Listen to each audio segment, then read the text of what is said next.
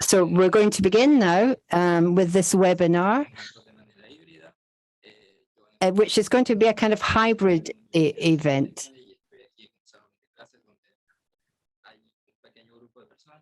There's actually a small group of people together, but at the same time, there are people who are joining us online. So hopefully we can work with people from, we're together here in Cartagena, but we can listen and talk to people in other parts of Colombia, and Carola's in Peru, for example. I'm in Cerro de Pasco. That's in the south. No, it's actually in the center of Peru. So I'm going to start the recording.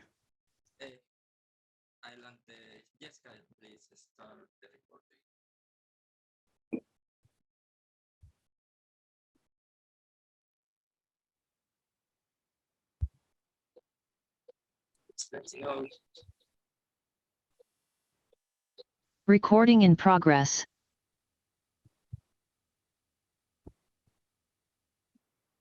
Buenas tardes a todos. So good afternoon, everyone, to this webinar. It's hopefully going to be a very interesting experience in the post-pandemic world. And we can actually have physical meetings, but it's a hybrid format that we're going to use today. The group is the gender standing group from the Internet Society, as well as the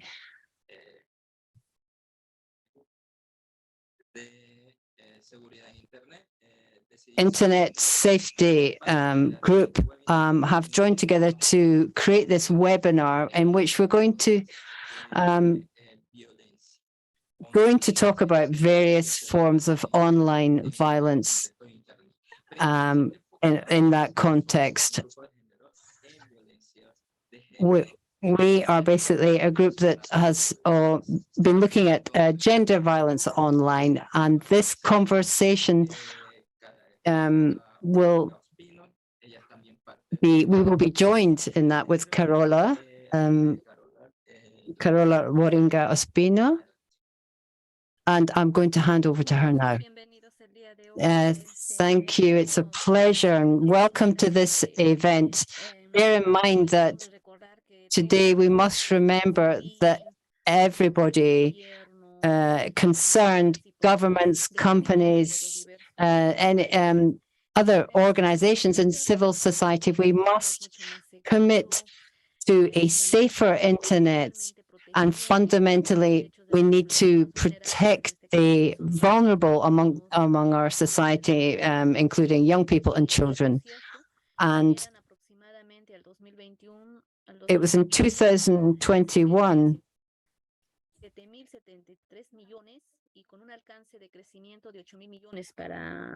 so the increase has gone up to 8 billion, and so that's the population has increased since then. The United Nations has been working on projects further than what we are of our own experience in terms of the internet. They've been improving telecommunications around the world. They've been fighting against violence against women and human rights, and have been trying to improve the rates of literacy, using we have been working with ISOC, the Internet Society, who have this as part of their aims. And there are so many things and institutions that are involved in these projects. But in 2010, civil society realized that the online world, the issues of privacy of users and cyber security were and pressure on free expression were issues that had to be addressed, including attacks from denial, service denials, or there have been problems accumulating in this context, and we have to look at this in the wider context of the problems that in terms of cyber bullying or hijacking of data or online grooming or threats to using sexual photographs of sexual content. These are just some of the issues that that we are going to look at, but there are new things developing all the time, and we, as we've mentioned, children and adolescents are faced with a great many dangers online. And also today we need to remember that in the cybercrime was, and this in 2001 there was an initiative to improve and to combat cybercrime, but these efforts have not necessarily been at the forefront of our activities. Unfortunately, it's difficult to punish people who are behind these activities on an international level, and we perhaps it would be nice to have a policing organization to police this at an international level. Online bullying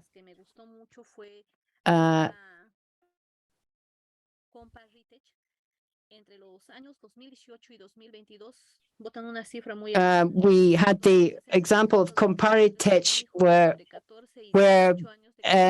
parents of children between 14 and 18 had suffered online bullying in the online space, and 1 in 5 of these bullying incidents had taken place online, and this became worse during the time of the pandemic and through online gaming. And another sector of the population that's affected that I'm very worried about is the LGBT community. According to UNICEF, 1 in 3 young people have suffered abuse online on chat programs or on Twitter, on Facebook. And a way of to strengthen our awareness is perhaps through education. So if, for example, if companies are not supported by governments, it's difficult. We should start from, use it as a starting point. And in my country, we have this initiatives take place in primary and secondary schools, and we should introduce courses not just to teach children and adolescents, and to add more to these basic courses. For example, how to navigate securely on social media networks, how to establish these things. For example, a child will share passwords with their friends, and we have to make them aware and prevent them how to protect their identity online. Avatars, for example, have become very fashionable, but they need to understand what is their footprint and the consequences in the long term, and so that they understand the effects of these stalking online, for example, and these consequences we have to make them understand the consequences of what is happening online, or what they can see happening to other people online. And show that, for example, if they reveal information online, that it then can be distorted and they can suffer from that. Our children and adolescents now live online, especially if the Generation Z are obviously the generation that have grown up with internet.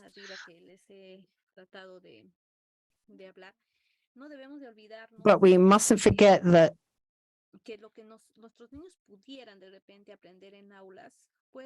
but we shouldn't underestimate what our children can learn in the classroom, and we should ensure that we spread the information to children, families, because they have a very important role to play in the in the life of our adolescents and our children. But there are perhaps organizations who could offer a technical advice, because, well, yeah, look, you can't just say to parents, look for a block, or to put a block on your children's Facebook account, or find a mechanism in your router that can stop, so that you can do a parental control. But if there's no technical information, it's very difficult for parents to actually implement this. But also, we need to consider higher education as a method as a way of promoting cyber security and all the other sectors that are being violated online, and respecting gender online. There are lots of other things that could be mentioned, and for a lot of people, these are areas that they don't really know much about. There are people who study IT courses, but these courses should be extended to other areas of higher education. So in summary, I think we should all be responsible in terms of with regard to online activities. We can be affected, but we need guidelines for the risks that we're exposed to online. And something that happened to me last year, I was hacked in the early hours.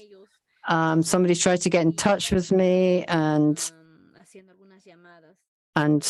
made some calls. But Facebook have not responded to this incident. But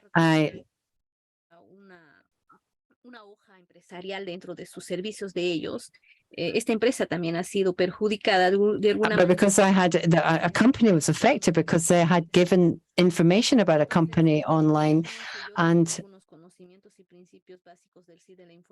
I have some basic information about this, but even so, I was still a victim of hacking. So imagine for how many people must be affected by this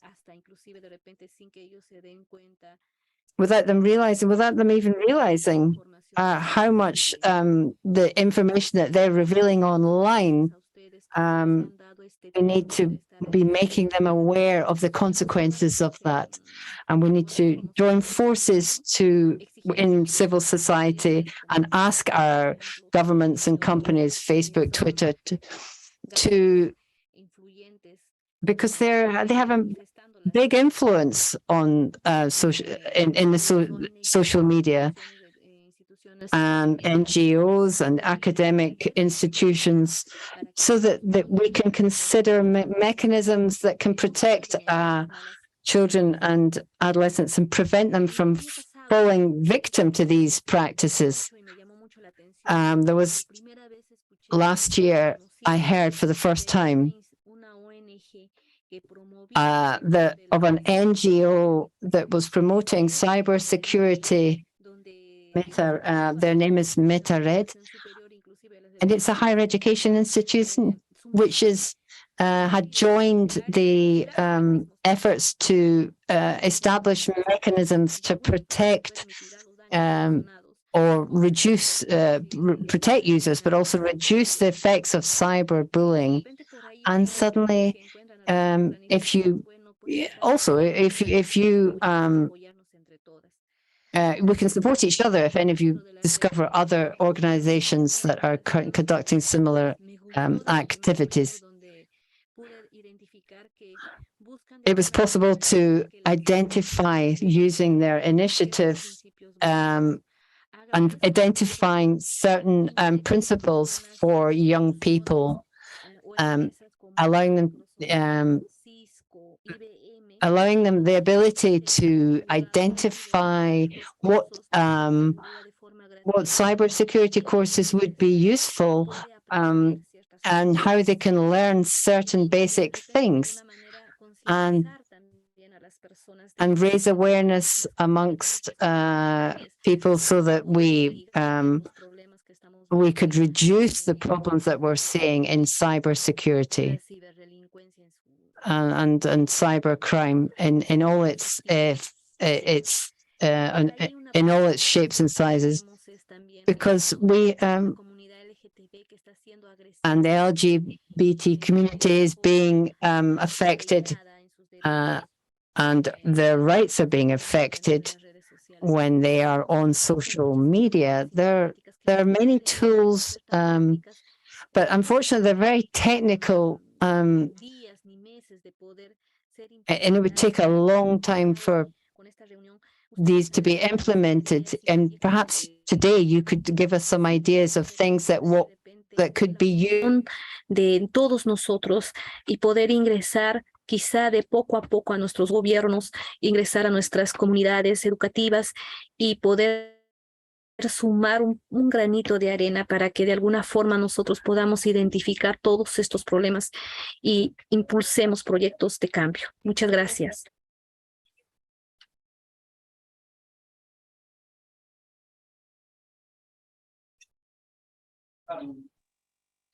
Muchas gracias, Carola, por esa exposición. Realmente creo que, pues de mi parte, a mí me pareció súper interesante que lograras relacionar que todo este tema de ciberseguridad no es algo que debe de hacer una Internet más segura. No es algo que solamente nos debe preocupar a pocos, sino es una cuestión de toda la sociedad, en el que se deben buscar mecanismos que protejan desde los más pequeños hasta los más viejos, y que incluso nosotros, teniendo un conocimiento, digamos, sobre los temas, también estamos expuestos, porque a veces las compañías privadas tienen unos términos y unas condiciones que no ofrecen un respaldo que realmente nos pueda proteger, y eso se debe en muchos casos a la falta de marcos regulatorios. Que quizás, bueno, ya eso, creo que eso ya me estoy adelantando un poquito a lo que yo voy a hablar más adelante, así que, bueno, ahora le doy el paso a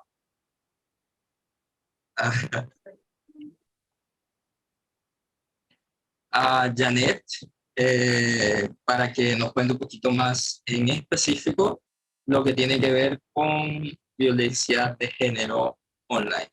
Buenas tardes, Janett. El micrófono es tuyo.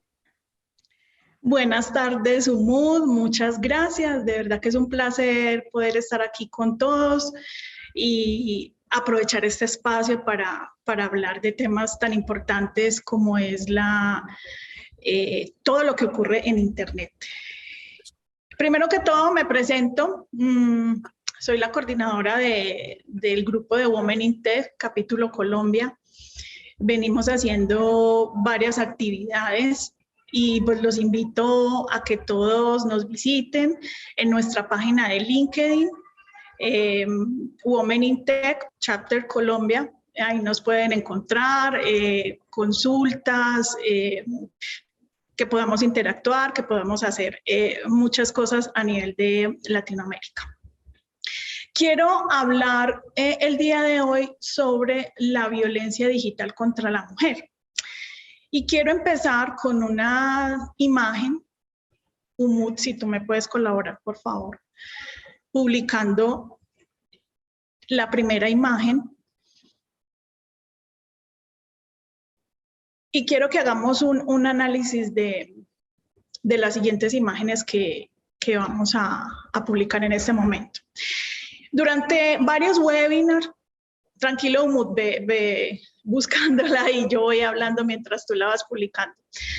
Se ha venido hablando en diferentes webinars de cuáles son las modalidades que existen para ejercer violencia contra la mujer en los entornos digitales. Creo que la anterior, la primera, la que vamos a hablar. No, I'm going to speak about the slide before that. This is the first message, the first message we're going to discuss. Let's stop digital violence of women against women. It might seem a phrase that makes you say, wow, violence of women against women. Normally, in discussion, we talk about attacks where women are the victims in the digital environment. The way they are used in prostitution and sexual abuse, sexual acts that are carried out in the digital environment. We've seen many examples of these situations, but today we see something quite particular. And what we see is evidence that sexual images are being made public with intimate images where women are discriminating against other women. So what is going on? And I think it's important to talk about this. And I want to talk about couples. We've seen in some couples and in same-sex relationships that one person in the couple is unfaithful to the other and has a relationship out with the couple or the marriage. The partner finds images in the partner's mobile, and they get so angry and feel so cheated, and they feel so impotent before these images that the first thing they think is to harm the other partner. And in general, it's women who end up as victims in these sorts of situations. Even if it's a man or a woman who finds the images, the first thing that comes to mind is, I'm going to teach them a lesson. And I want everyone to know what kind of person they are, and I'm going to show it online. And it's important that we raise awareness that the internet is a very powerful tool for all sorts of uses, like academic or work uses. Lo estamos convirtiendo en una caneca de basura, ¿cierto?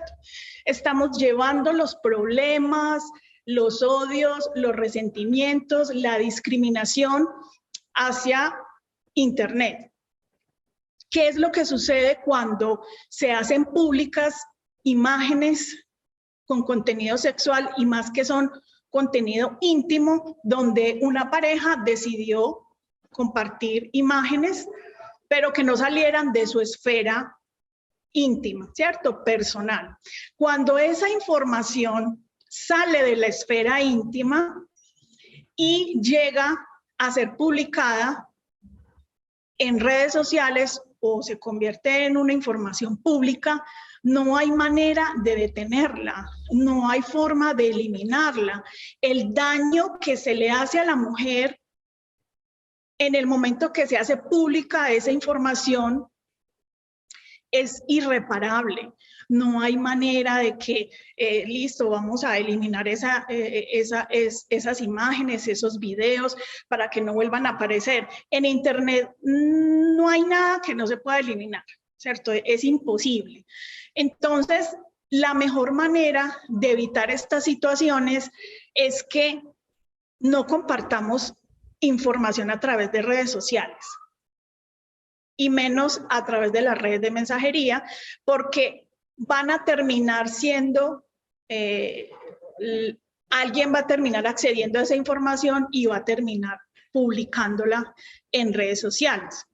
Entonces, hoy importante, uno de los mensajes que quiero dejar acá en este espacio es que paremos esa violencia digital de la mujer contra la mujer. Un primer mensaje.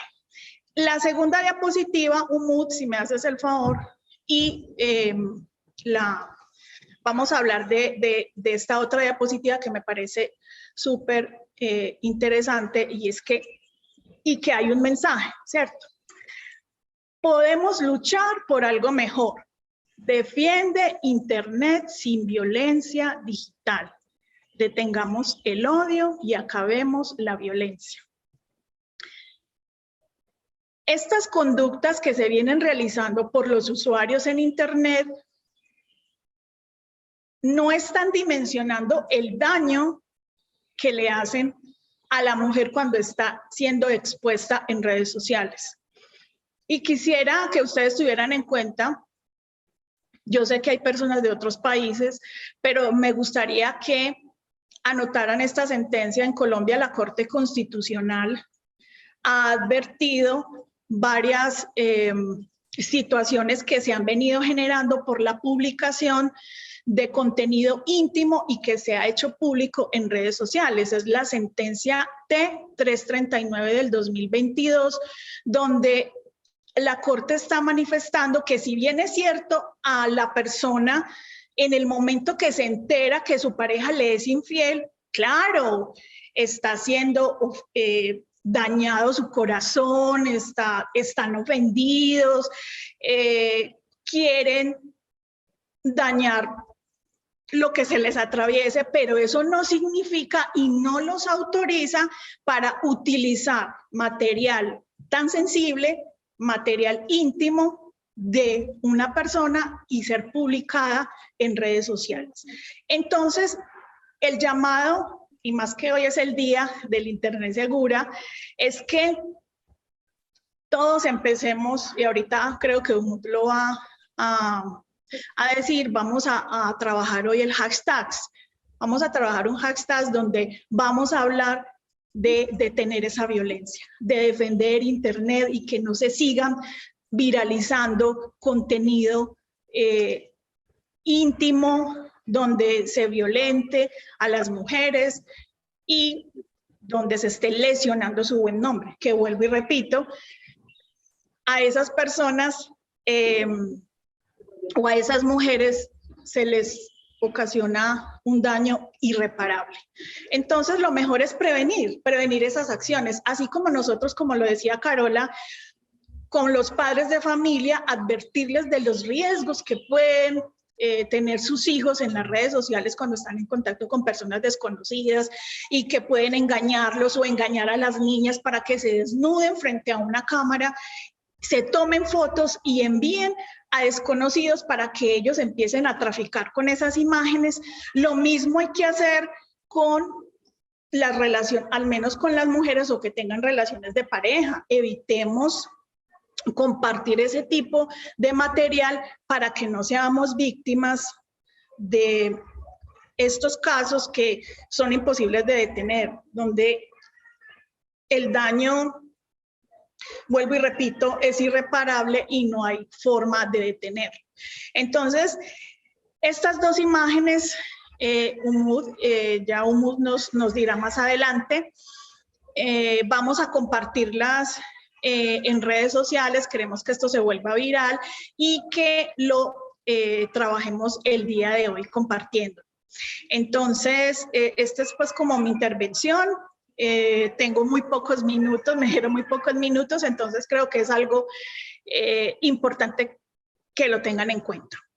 Y bueno, esperamos preguntas y dudas frente al tema de hoy. Muchas gracias. Janett, igual si quieres tomarte unos minutitos más, puedes, no hay problema. O esperamos a las preguntas y ya está. Sí, aprovechemos las preguntas de pronto si tienen algunas preguntas y... Are there any questions right now? A continuar con el tema, no te preocupes.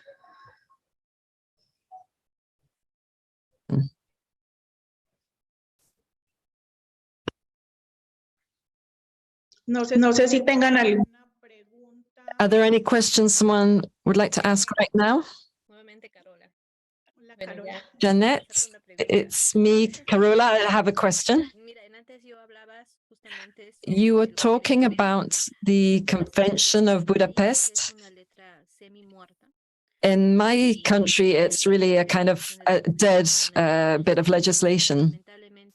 And unfortunately, instead of protecting us, it actually incentivizes third parties to commit acts of violence against us. What does your government do? Have you seen that things different in your country than they are here in Peru? In relation to what I've been talking about, which is violence against women, in Mintic,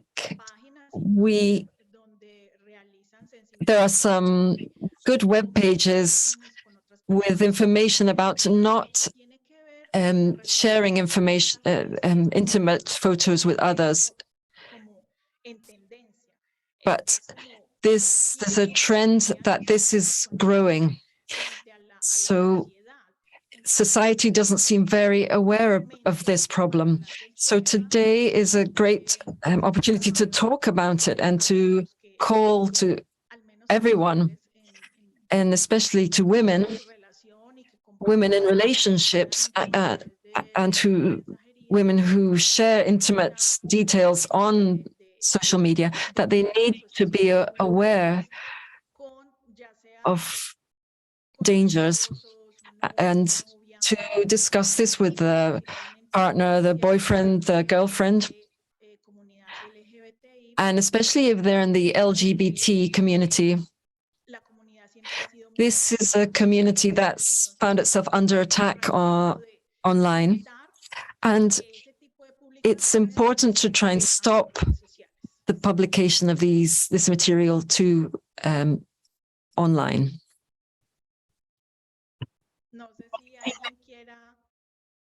Does anyone else have a question?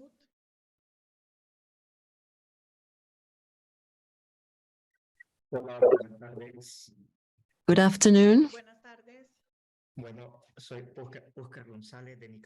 I'm Oscar from Nicaragua.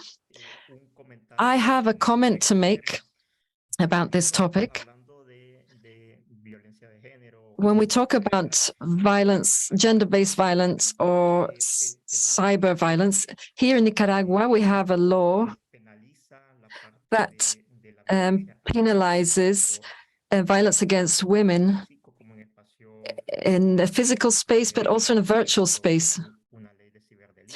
It's a cybercrime law, and we also have a special law that helps women to make a complaint about this kind of crime. This sharing that kind of information is an actual crime of sharing that information. if they don't have the authorization of the victim, and it can end up in a 5 to 10-year jail sentence. It's a law that has improved things in that aspect, but the access to information in rural parts of the country is a problem. So people in the rural areas might not know about these laws. So my question is, how is this affected by the digital breach? And if someone wants to make a complaint and they're in an area where they hardly have any connection, even radio or television is a problem, how do they get the information? This affects women. The digital divide affects women in these areas in particular. Thank you very much for your comment. And this is an important point. Here in Colombia, we have a law 1263 from 2009, and it deals with the crime against personal information, and it identifies accessing somebody's device and making information from it public. They are the women who do this might think that what they're doing is legal. They might think they're actually taking justice into their own hands. One thing is the relationship, and the other thing is accessing someone's device and then taking that information and making it public. It's important for people in rural areas, and I'm speaking about Colombia,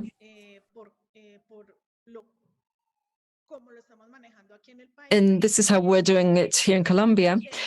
Those people who want to make a complaint, they can go online. They can go on an app to actually make a complaint online.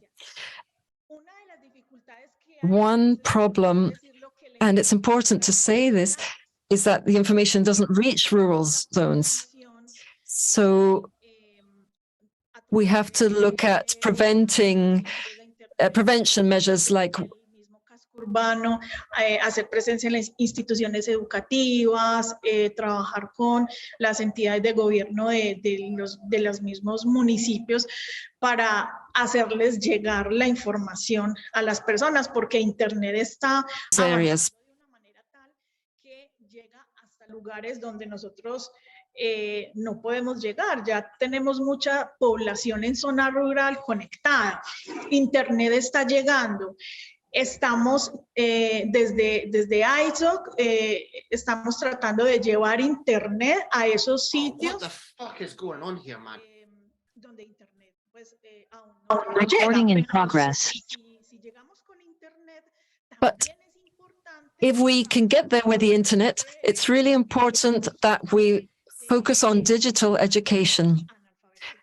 There are many people who are digitally illiterate, and if they can have more education, they can have the tools to access Internet, and then how to use the Internet in a safe way, and so they don't become victims in this cyberspace, because it would be a real shame if things get published, and as I say, these things can't be deleted. It's very important to have these kind of events and webinars to try and connect with people who live in all areas so they can be up to date with these issues. Now we're going to continue with the conversation, and I'm going to thank you. I'm very pleased to be here in this event. I'm part of the Internet Society chapter in Colombia. And what I would wanted to know is how the chapter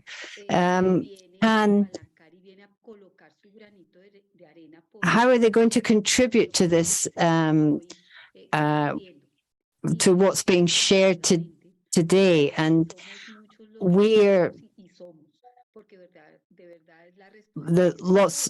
it's a responsibility of everyone. But so how can we how can we ensure secure and safety on the online, because it's a right that we all have? How can we work towards this aim so that the law is implemented?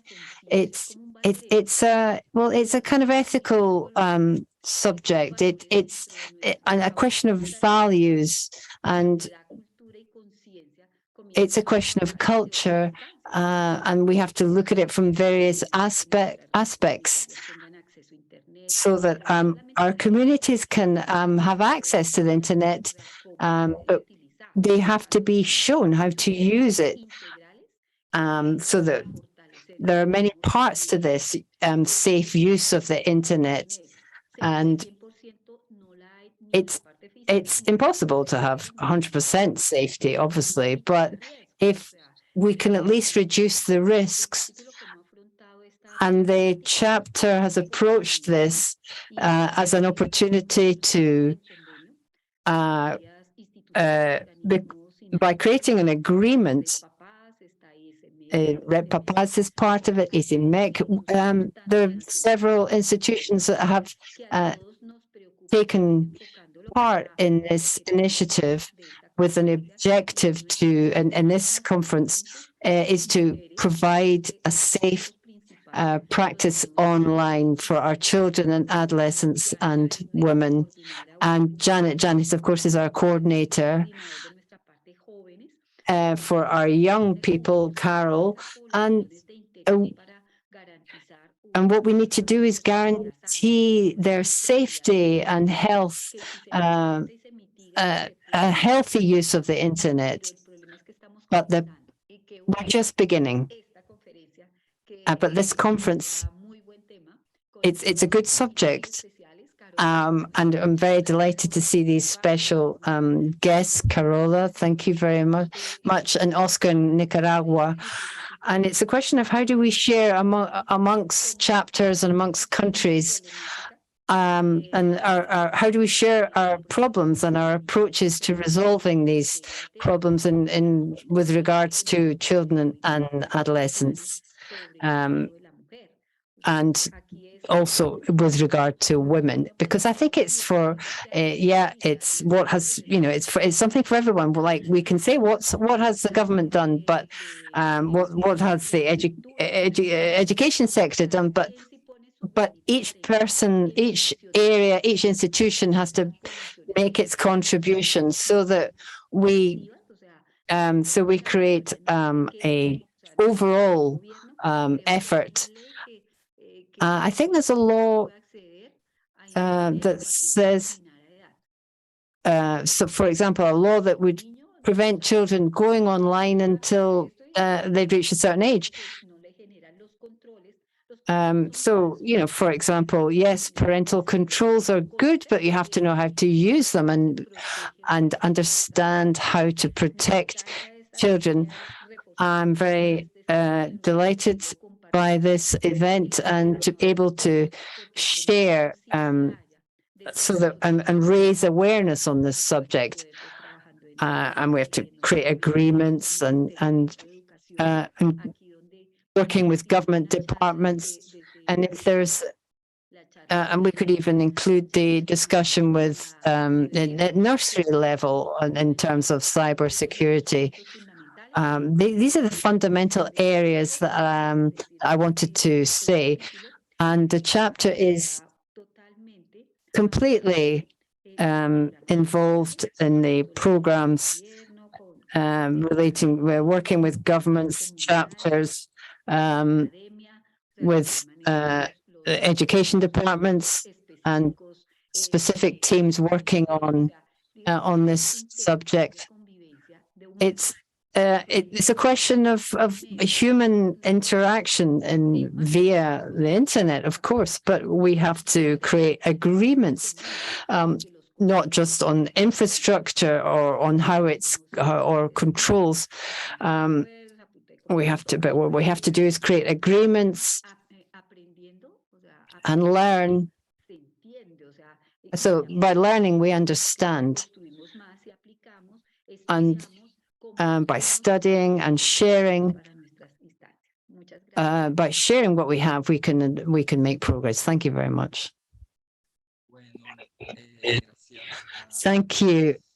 Thanks to both of you.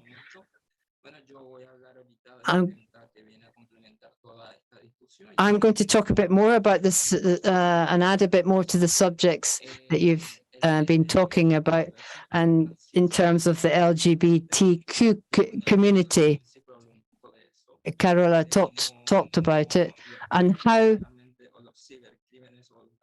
cybercrime affects this community.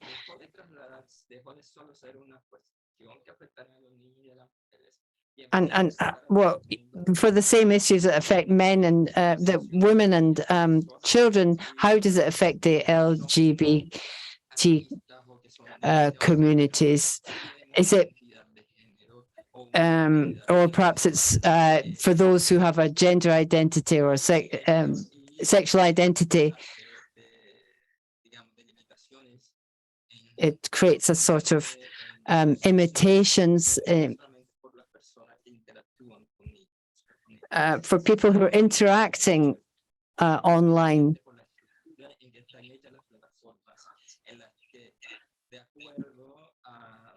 And also, they don't. They're looking for relationships, and they have to understand what they can share on a platform. And this, what we have. But what we have is a very limited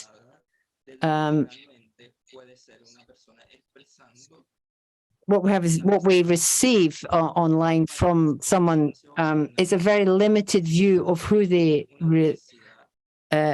are because of the gender diversity issue. Recently, I've been meeting a few activists and people working in this area.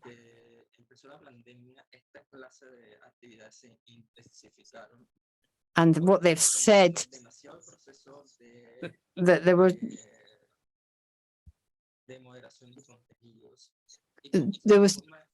too much of the content was just automatically available. So, and it creates a sort of security with the user, but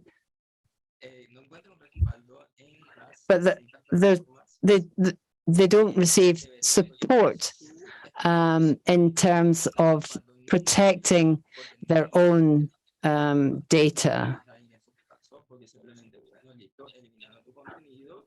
Yes, I mean, you delete the content, and you could you close down your account, or perhaps you've got an account related with your work. But we can't do that because these are the regulations on the platform. It's because there's a higher level of requirement for sharing information and connecting on the platform. What happens in one country and the platform in another country, and that's what we're looking at a bit, and we want to share this kind of problem in terms of one person publishing information on a platform, and so that this is not just a kind of this doesn't just attract the interest of a user, and it's something that we need to put on the table and discuss. now that we're talking about the new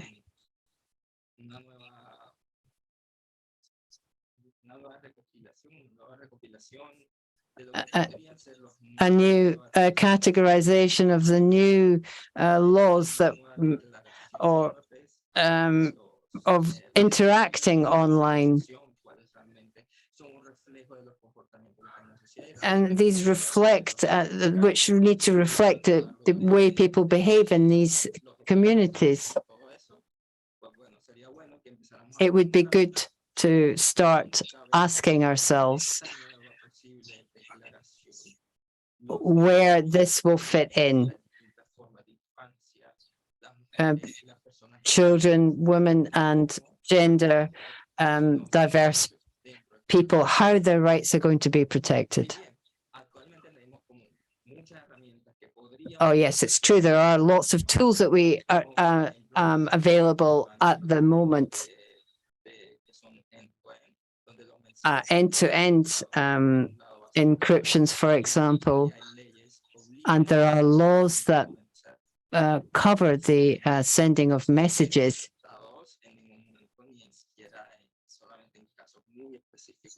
And only in very specific cases are you able to send messages, but not all governments are committed to this effort, and therefore, by default, all messages are then open to some are open to anyone, because within the designs, the default should allow this protection, because so what we want to avoid is the abuse of this, and whether it's possible so to ensure that our information is not used by companies, or that's another layer of security that we should that should interest everyone. It's a layer of we can control this level of security, but perhaps we have to consider how these companies are using our personal information. It's our personal information, and they shouldn't use it for advertisements or for political messages or generating any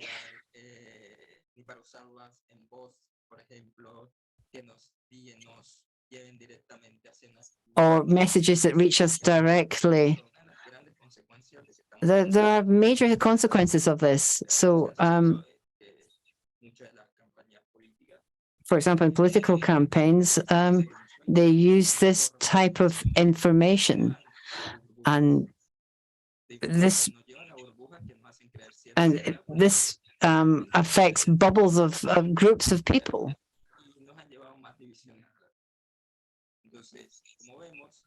And so what we want is a safe internet,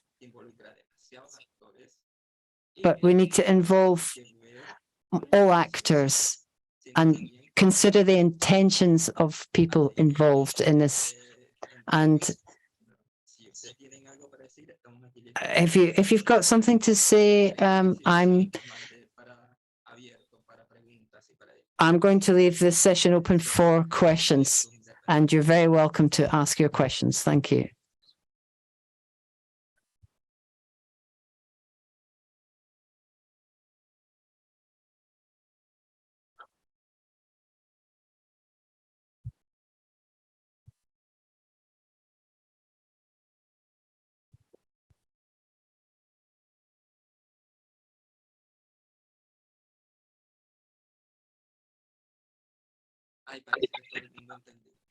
It looks like everyone has everything clear.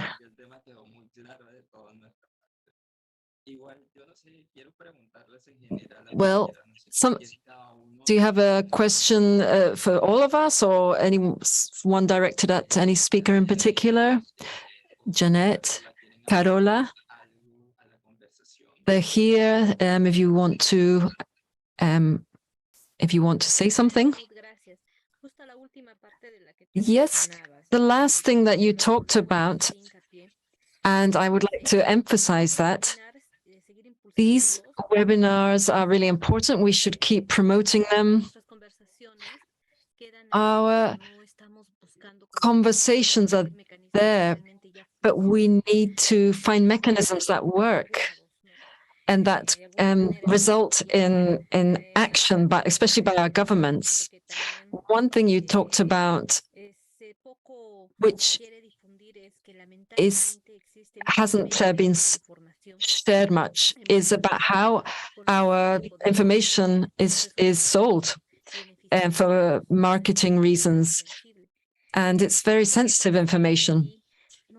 Maybe on that theme, we could get together with other chapters and gain strength together and ask all governments in Latin America to put pressure and make examples of large companies such as Facebook, Twitter, Instagram, because these companies can, if we can sanction companies, we might be able to ensure that our information is more cared for, because we may not realize our information is being sold. There are many cases where companies keep our data, and people who also cybercrime, where people ask for ransom to return our personal information. I've seen many cases where clients are just exasperated. They don't know what to do because all of their information has been stolen.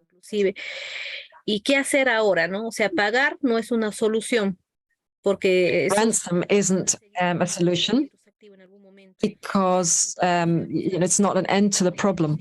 So we have to bajo buenas prácticas en las instituciones educativas, por ejemplo, es un caso nada más. ¿Qué hacemos? Entonces, no sé, hay muchas cosas que quizá ya deberíamos, de alguna manera, la sociedad civil presionar a nuestros gobiernos, que es muy lamentable. Yo antes escuchaba también a la colega donde dice, sí, la parte de la educación, pero a veces sumemos fuerzas, ¿no? De repente ingresar por ahí más adelante a las universidades, que en realidad podría ser un principio, porque nuestros jóvenes, al observar lo que nosotros hacemos con pequeñitos pastillitas de videos, quizá de repente por ahí que nos podríamos unir entre los ISOCs, puedan ellos entender a toda la ciberdelincuencia a la que están expuestas, ¿no? Eso.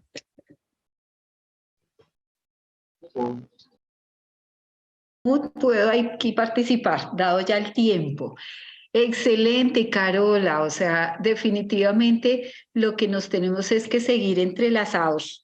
Estas comunidades y entre capítulos hay tanto talento que ya se nos desborda no solamente la preocupación. Talent. And it goes beyond what's happening in our country. We probably have the same concerns in all of our chapters. We have the tools, we have the people. What we need to do is to have better policies to interact and to join forces. I would like to give the example of Colombia. We've been working on a portal or an infrastructure so that we can look at statistics about children and girls who are victims of cybercrime through the online. And we started this in 2015. I don't know if you know the platform Te.B.D, We Protect You. It's quite well known, even internationally. And when we work in between chapters, we can share, because we're not in competition when it comes to these themes. We have to be collaborative.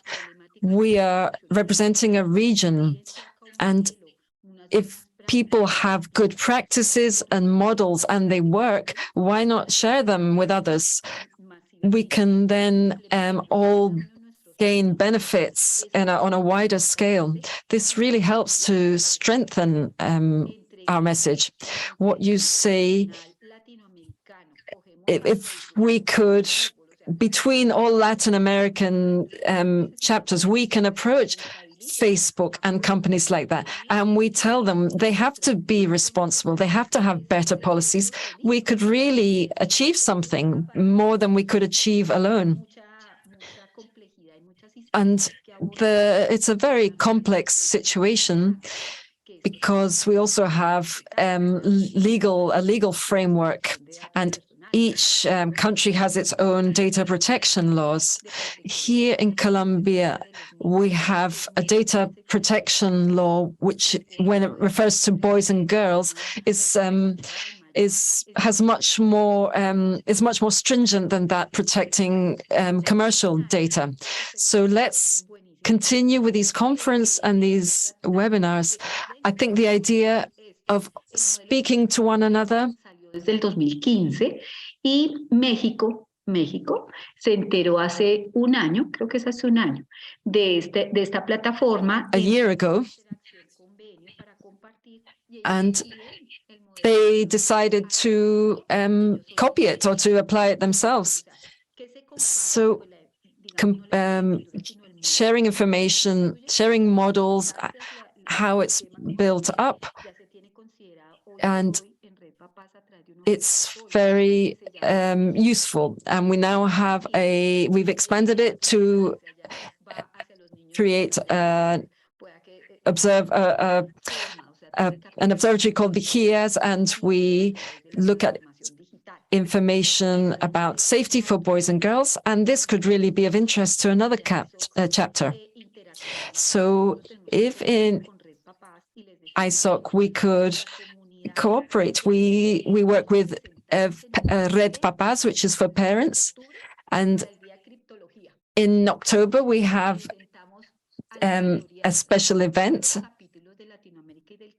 We could use that to present that to all governments in Latin America and the Caribbean.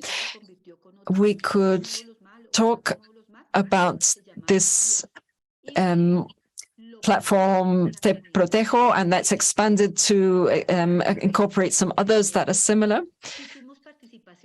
Yeah, we had great participation. Carola, I don't know if you were there, but this is the thrust of it. These efforts that we make in each country, let's cooperate. What you implement in one country may well work in another country. And we can also make agreements and look at how we share platforms or models so that other communities can implement them. In ISOC, we talked about this in our end of year meeting. We talked about more participation.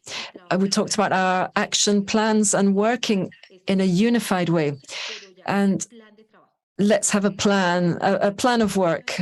I feel really strongly about this.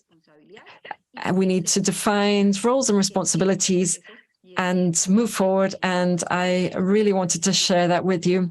I would invite you to share any theme with us, and we can take it forward. And, we don't operate on a commercial basis. We just want to encourage you all to have best practice, and you can get good results by working in this way. And in some chapters, the person in charge of a certain project can travel to another part of Latin America and spread the good work. Thank you. Just one last thing. We would like someone from the Safer Internet group. Would someone like to participate now?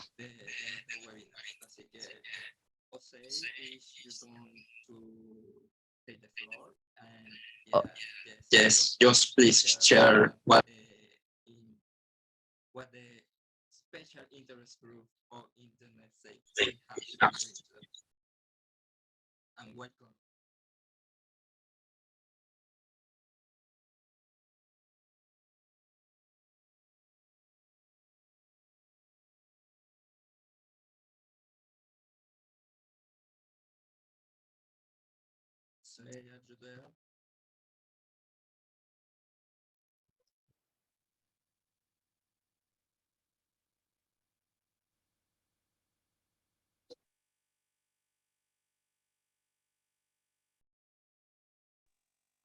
Parece que no está. Bueno, Carola, si vas a hacer una... It looks like he's not here. So Carola, please go ahead with your comment. Yes, we'll wait for him to connect. Yes, what Clara said, I'd be really interested in looking at that in more detail, because the application, the app she talked about, protection is really interesting. And last year, I saw that in Mexico, they are really looking for laws, or to improve laws to protect, for example, the LGBT community and women and children and teens. If we can join forces, we could look at this issue in more depth over the coming months and involve universities and higher education establishments. It's such an interesting topic because there aren't many platforms where people can share their experiences. They're fearful of sharing it about what's happened to them. But if we had some mediators, we could really share information, and that way we could find sanction mechanisms, or even look to make these large companies recognize the damage that's being done and how they mediate so that this problem doesn't get worse. So yes, we could do something more as internet society. I talked about UNICEF, but we also have great professionals in our different chapters. So let's hope that in the future we can meet. I'd love to meet up with you. So I don't know if anybody would like to add something to that.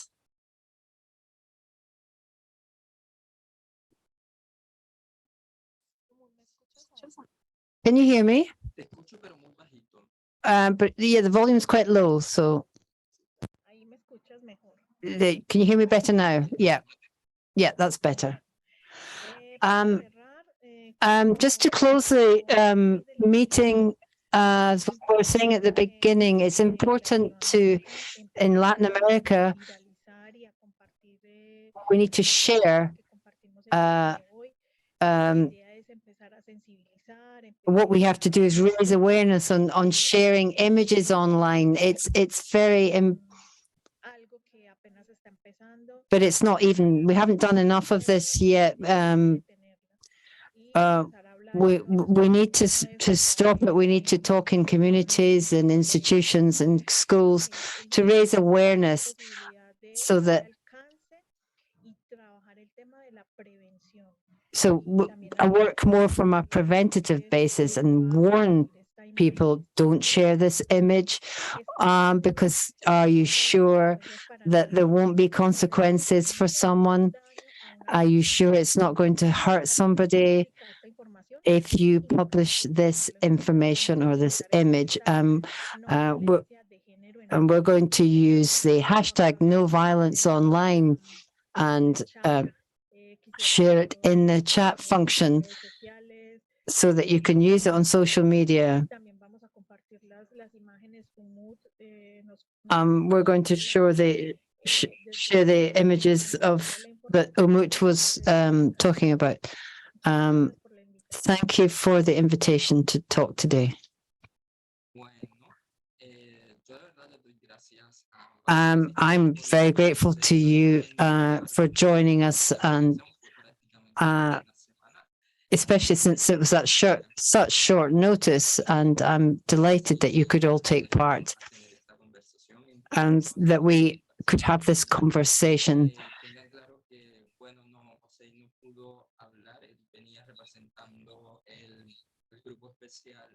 Of course, there are people who represent SIGs for safer internet. They were going to present information about how violence is, or grooming, how it affects children and adolescents.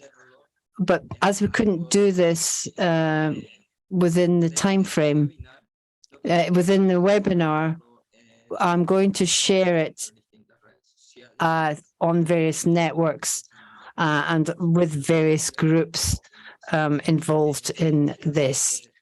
On social media, we're on Facebook, and we will share it there and on other social media.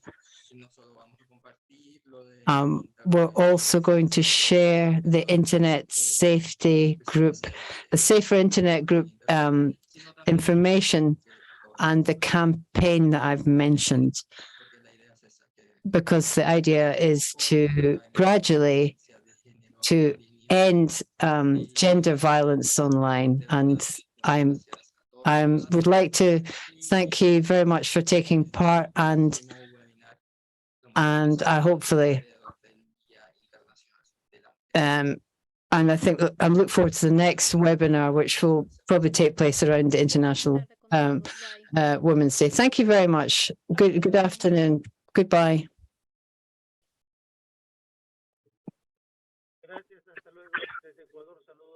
Thank you very much from Ecuador. Greetings from Ecuador. Thank you. Bye. Muchas gracias. Thank you very much. If anyone would like to get in touch with me, I'm delighted to answer your queries here from Colombia.